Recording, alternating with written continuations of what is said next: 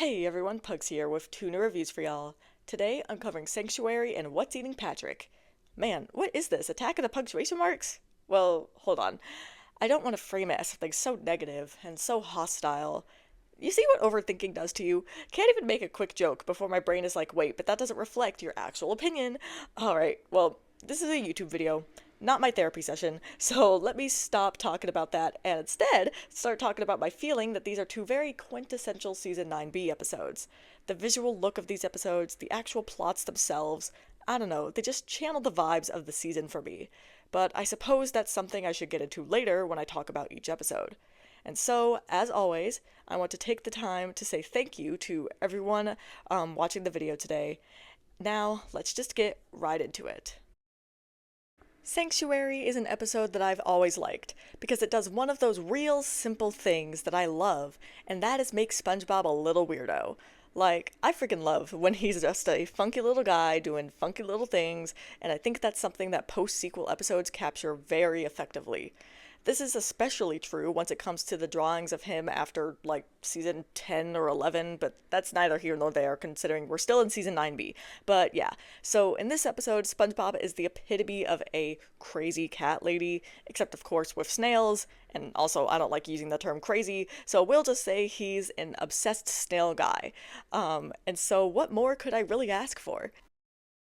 This episode begins with SpongeBob and Gary taking a walk, which is of course already a win considering I love both Gary and SpongeBob and especially seeing them just hanging out. But they're taking their walk and they come across a stray snail who SpongeBob dubs Senor Poopus, which is such an adorable name by the way. SpongeBob decides to take care of the snail and then Patrick tells him about some more baby snails, so suddenly SpongeBob now has 6 snails instead of 1. Sanctuary reminds me a lot of Sentimental Sponge, but with some key improvements. Namely, the pacing and the humor in this episode is a lot better. Like, for the pacing, this episode does a great job of it because it effectively builds tension and shows how SpongeBob's fostering is becoming a problem, and it does so in a way that we as the audience only see it as a problem once other characters do. At least kind of. Like, the first 5 or 6 snails, that all feels fine. But then when we cut to an unspecified time later and see a whole line of people trying to give SpongeBob these stray snails, that's when we might start to question things, and then we really get concerned when SpongeBob literally becomes a caricature of a crazy cat lady. Sentimental Sponge had gotten into the problem stage of SpongeBob's hoarding a bit too quickly for my liking, and I think this episode just did better at pacing itself.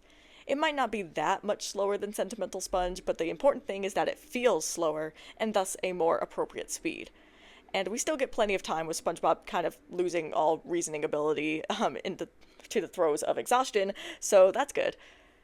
Anyway, it doesn't take long for SpongeBob's snail problem to start affecting him at work, as SpongeBob straight up just doesn't go to work, causing Mr. Krabs to have to go looking for him. I really love this moment where Mr. Krabs tries to romance SpongeBob because he doesn't recognize him. That was hilarious. Kind of interesting that I find that joke funny considering how much I love my Mr. Krabs SpongeBob father-son crumbs, but just don't think about it too hard like I clearly am. Mr. Krabs being left speechless by SpongeBob is also really funny. We also learn that Squidward is allergic to snails in this episode, something that's never bothered him before since he's only ever lived around 1 or 2 snails. By this point, SpongeBob is starting to act weird as hell, and I love it. It's just so fucking funny. Just the inflections in his voice make me laugh. And so I must say, as always, Tom Kenny does an excellent job here. Like, I just love all of this. And SpongeBob here really makes me feel like I'm watching Squid's Visit all over again, an episode I loved because of how it portrayed SpongeBob as a creepy stalker. And I love how once animal control is called out, the guy who talks to SpongeBob essentially acts as a hostage negotiator. That's a hilarious bit of humor that only the older kids and adults would pick up on, which, yay, I love dual humor like that. I also love the running little side plot in this episode with Patrick getting jealous of the attention SpongeBob is giving the snails, culminating in him pretending to be a snail himself, which backfires on him as he's subjected to the horrors of the snail-infested pineapple. And then also when he gets taken to the snail center that all of these snails had escaped from in the first place, leading to the ending stinger of SpongeBob saying that he'll adopt Patrick. Honestly, the humor in this episode is great. I already pointed out a few great jokes, but like generally the scenes at the Krusty Krab were also hilarious, and the whole idea of painting SpongeBob as someone as creepy as the grandma and have you seen this snail is inherently funny to me. I really enjoyed Sanctuary. I mean, being the CEO of Gary the Snail that I am, it should come as no surprise that an episode where Gary is kind of the center of things is an episode that I adore. Also, I've realized while watching this episode that I am no longer, I don't know, dreading random Patrick appearances anymore, because I definitely was there for a while, but these last couple appearances of Patrick have really been great, and so I suppose I just have a lot of confidence in his appearance again. But anyway, back to what I was saying. I liked this episode a lot. It's definitely one of the ones I return to often whenever I get the itch to watch an episode from season 9. It's just good, and so this episode is being put in my amazing tier, where it comes in with a score of 9.3 out of 10. What's Eating Patrick is one of those episodes that I always think is a special. I think this is largely because it's relatively close to Goodbye Krabby Patty, and these two episodes share quite a few similarities, so I think it's a case of mistaken identity more than I necessarily believe that What's Eating Patrick it felt like or needed to be a special, but I'm getting ahead of myself considering I haven't even reviewed Goodbye Krabby Patty yet. Let's just focus on this one.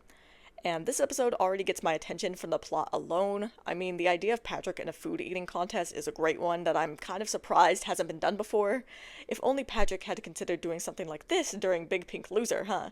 Then he would have for sure gotten a trophy.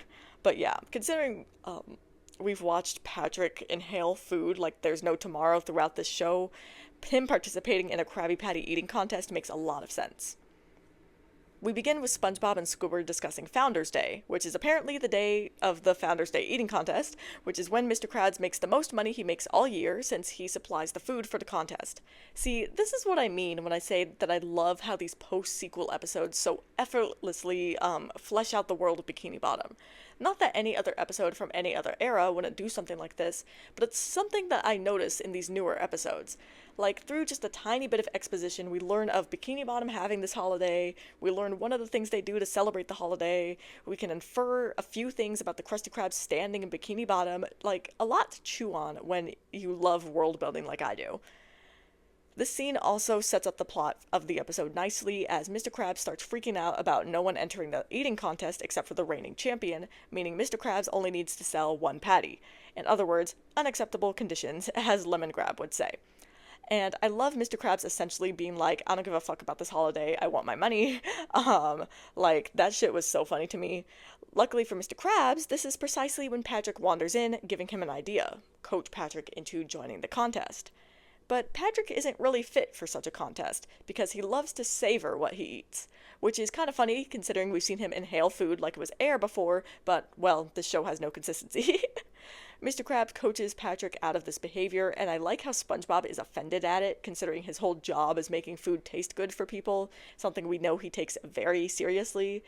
And I like how Patrick even eventually gets uncomfortable with it, but is still forced to compete when Mr. Krabs threatens him with paying for all the patties that he trained with, and also he's kind of guilted into competing by the frankly pitiful child with a broken foot. I love it. And I also like Patrick a lot in this episode. His foolishness captivates me. I like that Patrick is actually invested in this competition. See, he might be a fool, but he cares. The fundamentals of Patrick are back in the building. And in terms of the contest, it's a very entertaining watch. Perch Perkins' commentary is excellent, and also I've noticed that he's purple again, and has been these last few episodes. Very interesting. The competition pretty much plays out exactly like a movie, which is the whole point, from the action-packed views to the emotional stakes. Yeah, it's not super funny, but I'm also noticing that a number of these episodes have been focusing on being all around entertaining rather than providing laughs every second. At least that's what I think is going on, and so I'm okay with that. Feels a lot like the old formula of season 1, except with the fast pace of the rest of the show. This may be a trend that I need to keep an eye on. Anyway, Patrick ends up winning the competition by being motivated by taste rather than, I don't know, wanting to win, I guess, and it's great to see. Kind of fun that this episode has a bit of a lesson to savor and appreciate things. Yeah, it's about food, but I can extrapolate this messaging to other things. And then I like the ending jokes of the episode with the poor kid getting his other foot broken. I enjoyed What's Eating Patrick. It's really nice to just be able to enjoy a Patrick episode again, because it had been a struggle for so long, and now it feels like the formula is really back on track. This episode definitely had good jokes, but I wouldn't say humor was its strongest point. It was just a good watch. Can't really describe it any other way. And so I think this episode works best in my amazing tier, where it comes in with a score of 9.2 out of 10.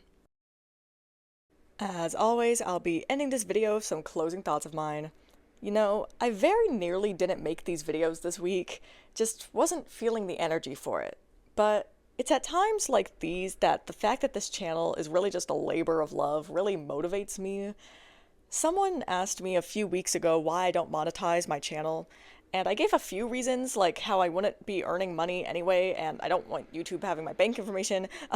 But another reason is that if I did monetize this channel, it would absolutely become a chore and something I felt like I needed to do. I already work 40 hours a week. I don't need any more of that kind of thing, so I don't know. There's just something rewarding in knowing that I literally am only doing this because I like SpongeBob so much. Which, speaking of, I really need to get on watching season 15. I finished season 14 finally back in February, though I haven't finished posting all the reviews for that yet because I keep forgetting to do so. Maybe that'll change by the time this video comes out. My goal is to finish posting in March. Uh, if I do start getting into season 15, I might do a week where I don't put out videos so I can try to watch a bunch of episodes at once. I don't know. We'll see. But I finally buckled down and caught up with Dragon Ball by first rereading all of it and then finally catching up with Super. So it would be nice to finally do that with SpongeBob. Well, we'll see. Anyway, that's all the rambling I think I'll be doing for today. So let me go ahead and close things out here, and I'll see y'all next time.